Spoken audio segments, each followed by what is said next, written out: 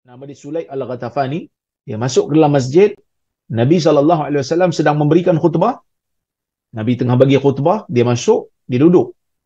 Lalu Nabi SAW kata kepada dia, Sallaita? Ya Fulan, kamu dah salat ke belum? Wahai Fulan, kamu dah salat ke belum sebelum kamu duduk ni? Dia kata tidak. Maka Nabi SAW kata, Qum farka' raka'atain. Bangkit, salat 2 rakaat. Jadi nak kata, nampak macam wajib ni. Tapi wallahu ta'ala a'lamu bisawab. Nampak pandangan yang tepat bagi yang saya nampak lah. Wallahu a'lam. Ya. Ia bukanlah satu kewajipan. Ya, ia bukan satu kewajipan. Ia adalah benda yang sunat saja. Sebab apa? Sebab salat tahiyatul masjid ni, dia boleh terangkum dengan salat-salat yang lain. Bila kita masuk ke dalam masjid, kita nampak salat berjemaah itu sedang dilaksanakan, kita tak dituntut untuk buat satu salat tahiyatul masjid secara berasingan. Sebaliknya, solat tahiyatul masjid tu boleh terangkum dalam solat fardu yang kita nak laksanakan dengan imam yang sedang melaksanakan solat fardu tersebut. Okey. Kita dah sebut tadi solat tahiyatul masjid ni solat sunat.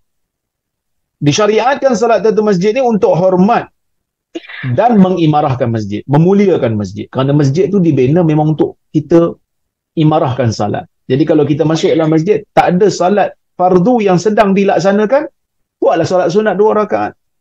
Menghormati masjid tersebut. Ya.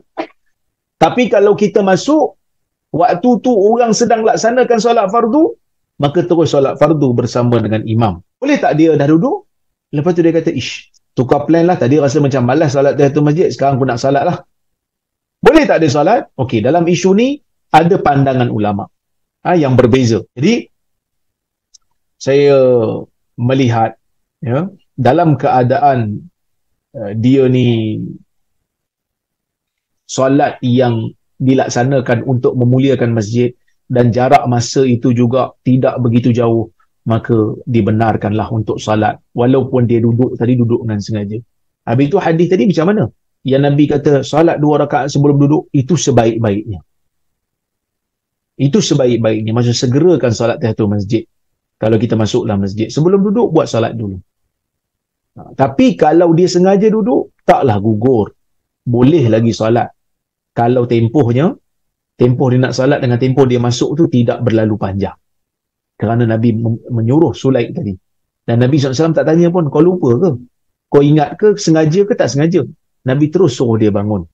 Menunjukkan orang yang duduk ni boleh lagi bangun untuk salat. Wallahu a'lam. Okey.